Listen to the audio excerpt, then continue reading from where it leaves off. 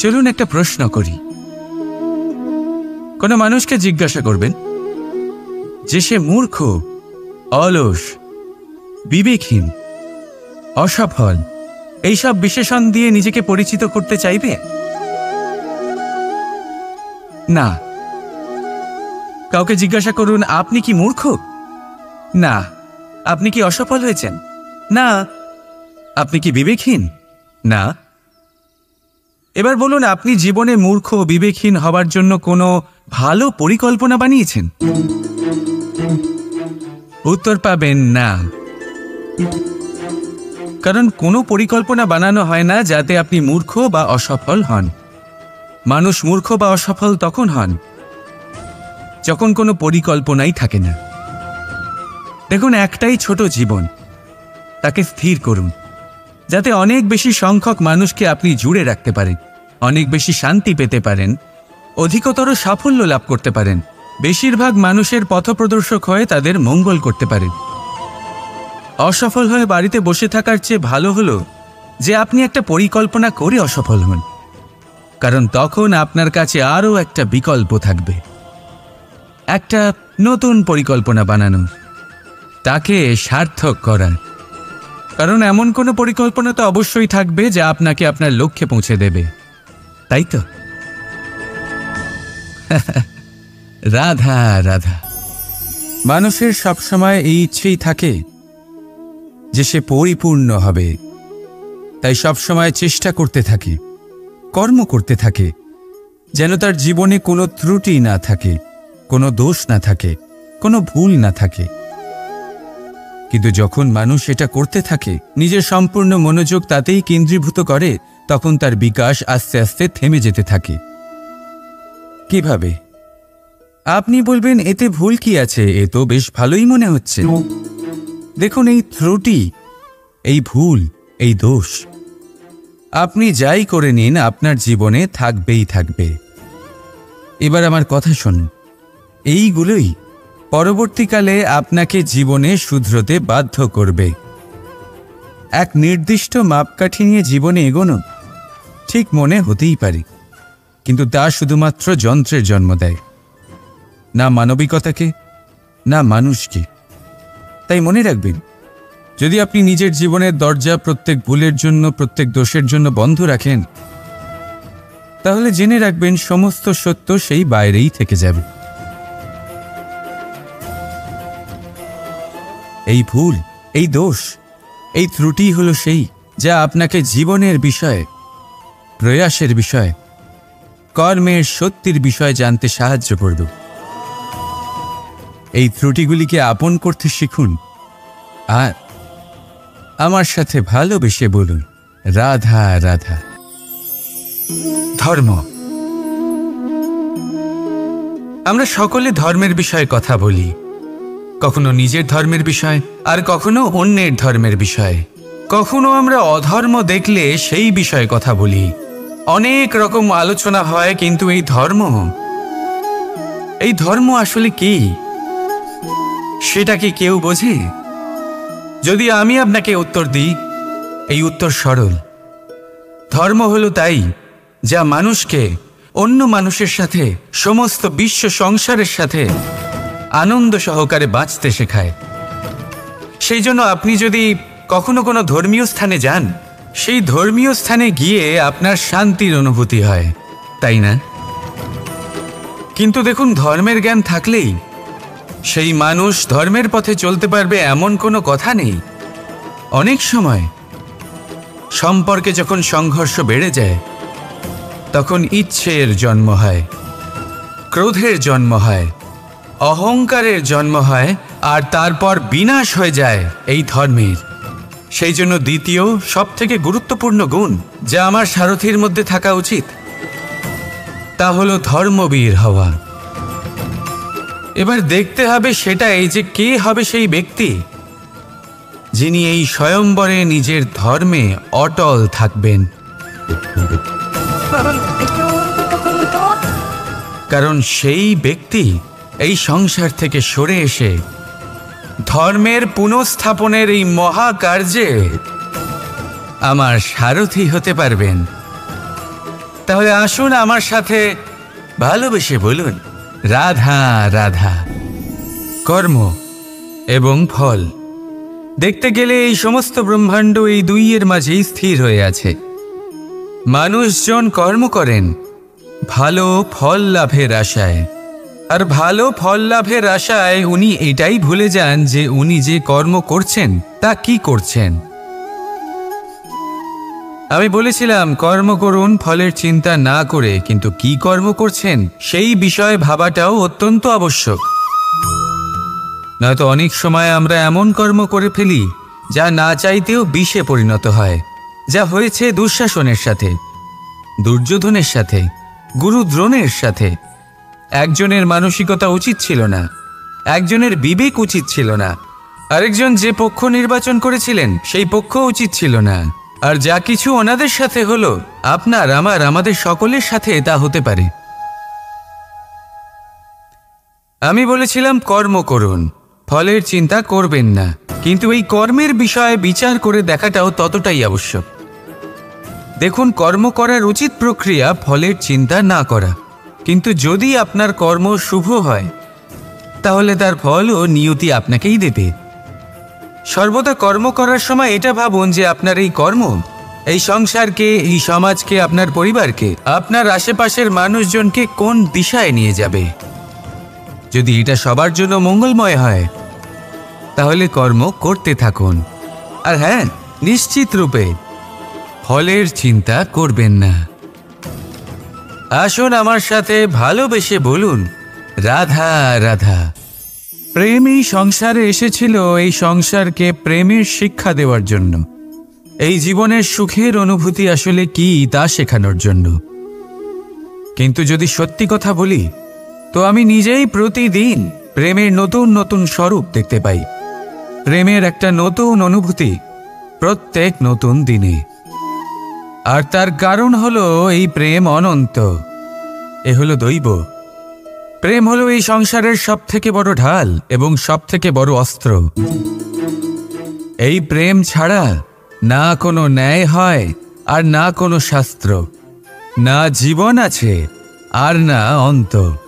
এবার যদি এই প্রেম মনের মধ্যে বাস করতে শুরু করে তাহলে কখনো কোনো সমস্যাই হবে না, আর যদি হয়েও থাকে তাহলে তা স্থায়ী হবে না। এই প্রেম কি না করতে পারে?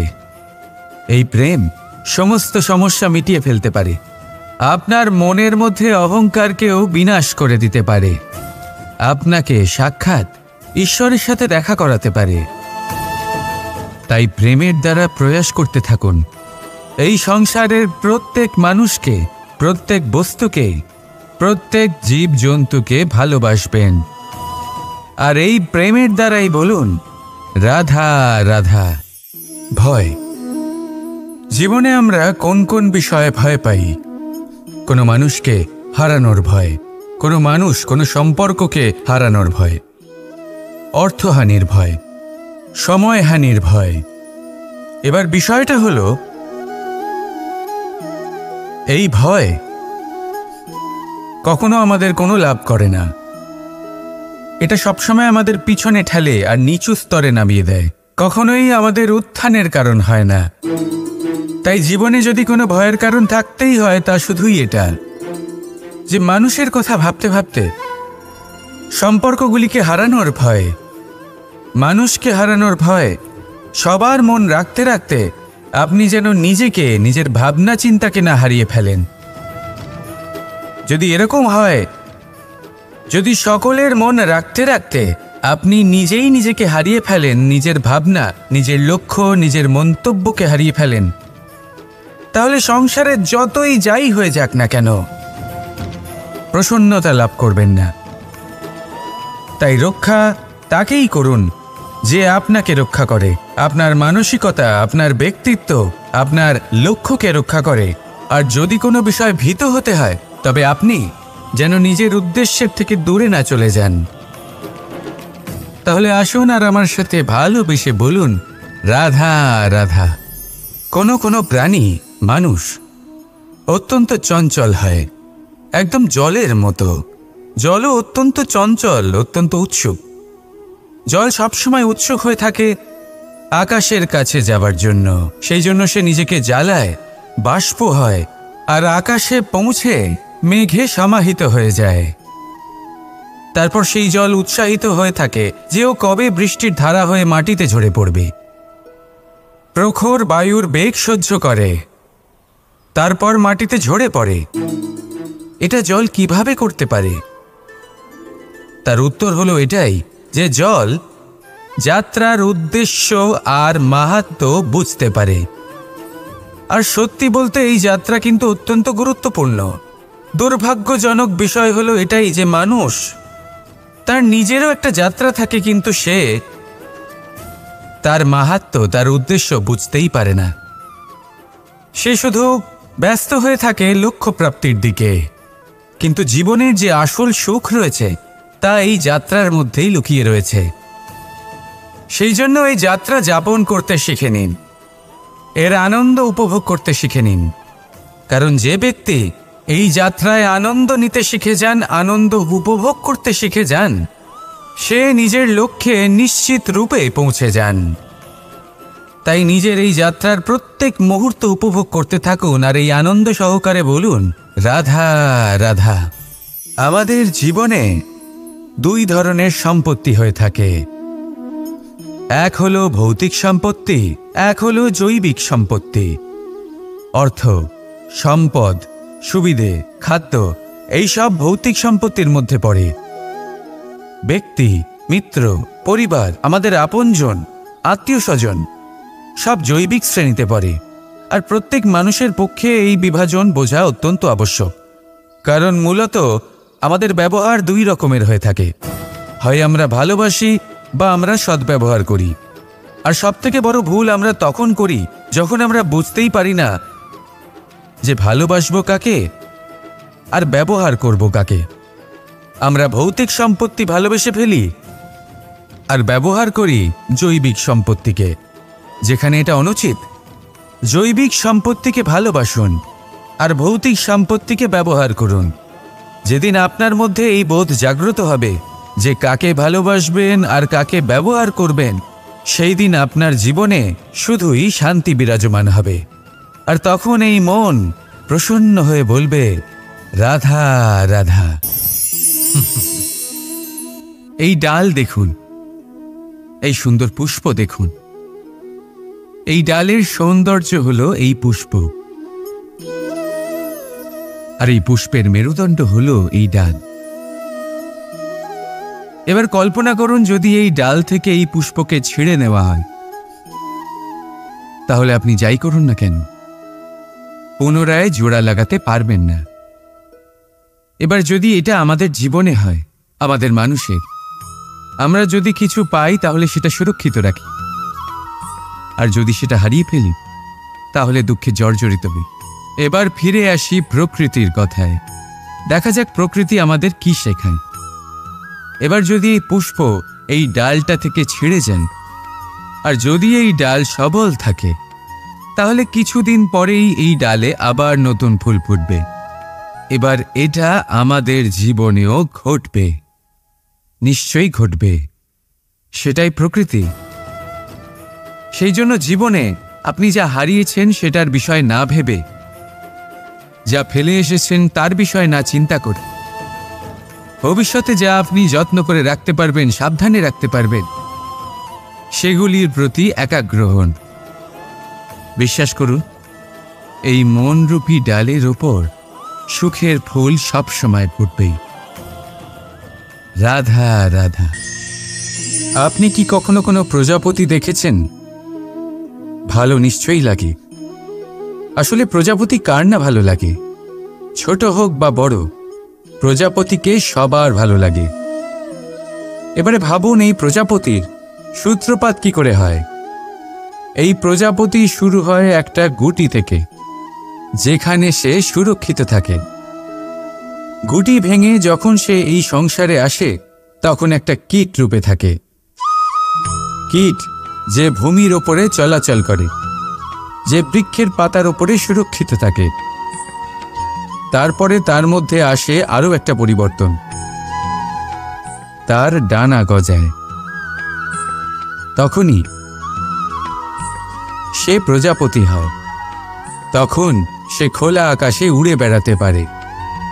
সুন্দর সুন্দর পুষ্প থেকে সে মধু পান করে। কখনো ভেবেছেন যে প্রজাপতি ছাড়া আর কেউ এটা পারে না কেন? কারণ সে সেই গুটি থেকে বেরোতে পারে। যদি সে সেই গুটি থেকে নাই বেরোতো, সে উড়তেই পারত না, কখনো প্রজাপতি হতেই পারত না। আমাদের সাথেও ঠিক এটাই হয়। আমরা সবসময় সেখানেই থাকতে চাই যেখানে আমরা সুরক্ষিত থাকি। সেই সুরক্ষা চক্রেই আমরা থাকতে চাই, কিন্তু এই বিকাশ সুরক্ষা সীমা পার হওয়ার পরেই অর্জন করা যায়। তাই যদি আপনি জীবনে বড় কিছু করতে চান, মহান কাজ করতে চান, নিজের ব্যক্তিত্ব তৈরি করতে চান, তাহলে এই সুরক্ষা চক্র ভুলে যান। সুরক্ষা সীমা লঙ্ঘন করুন, এগিয়ে যান, প্রতিকূলতার সম্মুখীন হন, কঠিন পরিস্থিতির সম্মুখীন হন, সাহস করে এগিয়ে চলুন, আরও শক্তিশালী হয়ে উঠুন। তবেই আপনি জীবনে কিছু করতে পারবেন, তবেই আপনার ডানা গজাবে, আর তবেই আপনি এই সুন্দর আকাশে উড়ে বেড়াতে পারবেন। রাধা রাধা। অনেক ব্যক্তির মনে একটা প্রশ্ন জাগে আমাকে আর রাধাকে নিয়ে। বলেন যে, না আমি আর রাধা একসাথে থাকি, না আমাদের বিয়ে হয়েছে। আমি এখানে দ্বারকাতে, ও ওখানে বর্ষনাতে, তাও এত ভালোবাসা কি করে?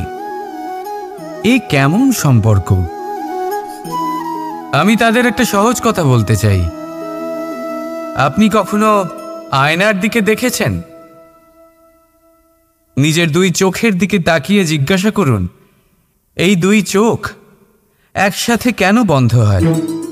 একসাথে কেন খোলে?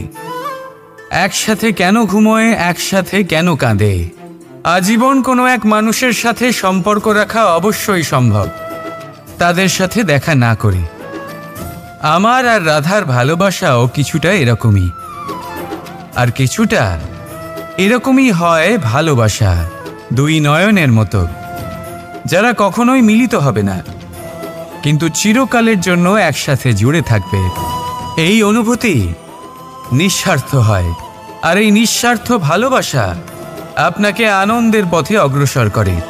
জীবনে সবসময় নিঃস্বার্থভাবে ভালোবাসুন, শুধুমাত্র আনন্দই পাবেন। তাহলে আসুন আমার সাথে নিঃস্বার্থভাবে ভালোবেসে বলুন, রাধা রাধা।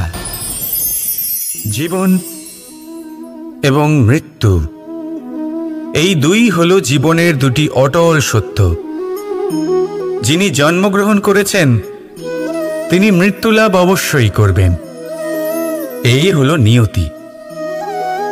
এবার একটা কথা বলি, মৃত্যুলাভ সবাই করেন, কিন্তু জীবন বাঁচতে সবাই জানেন না। সারা জীবন কেটে যায়, কিন্তু জীবন ভালো করে বাঁচতে পারেন না, বুঝতেই পারেন না কি করা উচিত। জীবন বাঁচলেও কিভাবে বাঁচবেন? যদি বাঁচেন তাহলে বাঁচুন সেই প্রদীপের মতো, যে নিজের শিখা দিয়ে অসংখ্য প্রদীপকে জ্বালিয়ে তুলতে পারে, যে নিভে যাবার আগেও অন্ধকারের সাথে লড়তে থাকে। হয়তো সেই জন্যই যেখানে প্রদীপ রাখা হয় সেই জায়গাকে পুজো করা হয়, সেই স্থানকে পবিত্র মানা হয়। একটা কথা ঠিক, মৃত্যু সবার হবে, সে আমি হই, সে আপনি হন, বা অন্য কেউ হোক। একদিন এই সংসার থেকে চলে যেতেই হবে, কিন্তু আপনি এই জীবনে কি করেছেন সেটাই হলো গুরুত্বপূর্ণ। আর যিনি জীবন বাঁচতে শিখেছেন তিনি মৃত্যুর পরেও জীবিত থাকেন, তিনি অমর হয়ে যান। আপনিও এটাই করুন, আর আমার সাথে ভালোবেসে বলুন, রাধা রাধা। পাওয়া আর হারানো, এই দুই জীবনের গুরুত্বপূর্ণ অংশ। সারা জীবন প্রত্যেক মানুষ কিছু পায় আর কিছু হারায়। কখনো সম্পত্তি হারায়, আর কখনো সম্মান, কখনো বন্ধু হারায়, আর কখনো অহং। কিন্তু হারানোটা খারাপ বিষয় না, কারণ হারানোর সাথেই এক অমূল্য শিক্ষায় আপনি অভিজ্ঞ হয়ে ওঠেন, যে কি করে আবার আপনি সেটা না হারান। তাই যদি সত্যি কিছু হারিয়ে ফেলেন, তার থেকে পাওয়া শিক্ষা হারাবেন, কারণ সেই শিক্ষার সাহায্যেই আপনি আপনার হারানো জিনিস পুনরায় পেতে পারেন। রাধা রাধা। জীবনে কিছু অর্জন করতে গেলে ভাবনা আর কর্ম অত্যন্ত গুরুত্বপূর্ণ, কিন্তু শুধু ভাবনা দিয়ে বা শুধু কর্মের দ্বারা আপনি সাফল্য অর্জন করতে পারেন না। কিছু মানুষ ভাবতেই থাকেন, কর্ম করতে পারেন না, আর সেই জন্য তারা সফল হতে পারেন না। কিছু মানুষ ভাবনা চিন্তা না করেই কর্ম করতে থাকেন, তারাও সাফল্য অর্জন করতে পারেন না। তাহলে মনে রাখবেন, গাছ কাটতে হলে কুঠারের বারংবার প্রহারের সাথে সাথেই সেই কুঠার কোন দিকে মারা হচ্ছে সেই খেয়ালও অবশ্যই রাখতে হবে। ভাবনা আর কর্ম, এই দুইয়ের সঠিক সংমিশ্রণ হলে আপনি অবশ্যই সাফল্য পাবেন। রাধা রাধা। আমরা মানুষেরা কতটা জেদি হই। একবার লক্ষ্যে দৃষ্টি স্থির করে নিলে তা পাওয়ার জন্য মন প্রাণ লাগিয়ে দিই, কিন্তু সেই লক্ষ্যে পৌঁছবার ব্যস্ততায় সেই পথ চলার আনন্দ পেতেই ভুলে যাই। নিজের স্বাস্থ্য নষ্ট করে দিই অর্থ অর্জন করতে গিয়ে, আবার সেই অর্থই নিজের স্বাস্থ্য শুধরবার জন্য ব্যবহার করে ফেলি। বুঝুন, দেখুন, ইচ্ছে খারাপ নয়, কিন্তু ইচ্ছে পূরণ করার চেষ্টায় ওই পথে আনন্দ পেতে ভুলে যাওয়া, এই তো মূর্খতা। যা নেই তা পাওয়ার চেষ্টা আপনি অবশ্যই করুন, কিন্তু যা আছে তার সম্পূর্ণ আনন্দ থেকে বঞ্চিত থাকবেন না। রাধা রাধা। আমরা সবাই জীবনে নিজের জন্য সবচেয়ে ভালোটাই চাই, সবচেয়ে ভালো সুবিধে পেতে চাই, সবচেয়ে বেশি সম্মান পেতে চাই, কিন্তু সবার পক্ষে এই সব পাওয়া কি সম্ভব? হ্যাঁ, নিশ্চয়ই। শুধু একমাত্র বাধা সময়। আমাদের জীবনের কোনো স্থায়িত্ব নেই, তাই যদি সময়ের সদ্ব্যবহার করেন তাহলে একটু সুবিধে হতে পারে। এবারে দেখুন, যাদের সবসময় স্বপ্ন দেখতে ভালো লাগে তার জন্য রাত্রি কম পড়ে যায়, আর যারা স্বপ্ন পূরণ করতে চান তাদের জন্য দিন কম পড়ে যায়। যারা সম্মান পেতে চান তাদের জন্য সব সময় পরোপকার কম পড়ে যায়, আর যারা জ্ঞান অর্জন করতে চান তাদের জন্য মনোসংযোগ। জীবনে যদি নিজের লক্ষ্যে পৌঁছতে চান তবে সময়ের বিভাজন আপনাকে ঠিক করতেই হবে। মনে রাখবেন। রাধা রাধা। লোকে বলে জীবনে মেলামেশা করা অত্যন্ত আবশ্যক। ইতি সম্পর্কের আধারও হয়, আবার ব্যবসাও চলে, কিন্তু সবচেয়ে বেশি গুরুত্বপূর্ণ হল ব্যবহার। তাই এই বিষয়ে ভাবুন, আপনার জীবনে কি আপনার সাথে মেলামেশা করবে তা নিশ্চিত করে সময়। আপনি আপনার জীবনে কার সাথে মেলামেশা করবেন তা নিশ্চিত করবে আপনার হৃদয়। আপনি যাদের সাথে মিশছেন তাদের হৃদয়ে আপনি কতক্ষণ থাকবেন তা নিশ্চিত করবে আপনার ব্যবহার। নিজের ব্যবহার ভালো রাখুন, সব ভালোই হবে। রাধা রাধা। এই ফুল দেখতে পাচ্ছেন আপনি? এটা সেই ফুল যার জীবন এই ডালে শুরু হয়েছিল। দর্শকদের চোখে প্রশংসা দেখল সে, মধুর লোভে মৌমাছিরা এলো, আর তারপর ডাল থেকে ভেঙে নিচে পড়ে গেল সে। কেন? নিয়তি এরকম কেন করল? ভাবুন, কারণ এই ডালেই ফুল হয়ে থাকাটা এই ফুলের জীবনের লক্ষ্য কখনোই ছিল না। এবার এই ফুল হয় দেবতাদের সজ্জায় ব্যবহৃত হবে, নয় কোনো কন্যার গয়নায় গাঁথা হবে, আর নয় কারোর প্রেম প্রদর্শনের মাধ্যম হবে। দেখুন, জীবনে নিজের লক্ষ্যে পৌঁছতে হলে যাত্রাকে ভয় পেলে চলবে না। নিজের অস্তিত্ব তৈরি করতে হলে তাদের ছায়া থেকে আপনাদের দূরে যেতেই হবে যারা আপনাকে অস্তিত্ব প্রদান করেছেন। এটাই জীবনের নিরন্তর সত্য। রাধা রাধা। আমাদের সকলের জীবনে কখনো না কখনো পাথর দ্বারা আঘাত লাগেই। আর এই সংসারও আমাদের ওপরে কখনো না কখনো পাথর বর্ষণ করে, কখনো আমাদের খারাপ ভেবে, আর কখনো আমাদের অসফল ভেবে, কখনো আমাদের বুদ্ধিহীন ভেবে। কারণ অনেক আছে, কিন্তু এই পাথর দ্বারা আমরা আঘাত পাবো কি পাবো না তা সম্পূর্ণ আমাদের হাতে। হয় আপনি এই পাথরের আঘাত পেয়ে চোখের জলে ডুবে থাকতে পারেন, আর নয়তো যদি আপনি চান তাহলে এই পাথর দিয়ে সেতু বানিয়ে সকল সমস্যার সাগর অতিক্রম করতে পারেন। সিদ্ধান্ত আপনার। এই পাথর এ হলো প্রতীক আমাদের নিন্দার, আমাদের আলোচনার। যে এই আলোচনা নাকারাত্মকভাবে দেখবে সে শুধুমাত্র কষ্টই পাবে, আর যে এই আলোচনাকে নিজের বিকাশের আধার বানাবে সেই সাফল্যের চূড়ায় পৌঁছবে। তাই মনে রাখবেন, আলোচনা আপনার শত্রু নয়, আপনার সবচেয়ে বড় মিত্র। রাধা রাধা। মিষ্টি জল সবার পছন্দ, কিন্তু নোনতা জল কেউ পছন্দ করে না। এইবার ভাবার বিষয় হলো মুক্ত, যা সমুদ্রের গহ্বরেই তৈরি হয়। নোনতা জলের মধ্যে থেকেই প্রতি মুহূর্তে অন্য প্রাণীদের থেকে বেঁচে নিজের অস্তিত্বকে বাজি রেখে ঝিনুক মুক্ত প্রদান করে থাকে। কখনো ভেবেছেন কেন? কারণ সংকটের সম্মুখীন না হয়ে, চরম পরিস্থিতির সাথে না জড়িয়ে আপনার কখনোই সুখপ্রাপ্তি হবে না। তাই নির্ভীক হয়ে সংকটের সম্মুখীন হন, আর আমার সাথে ভালোবেসে বলুন, রাধা রাধা।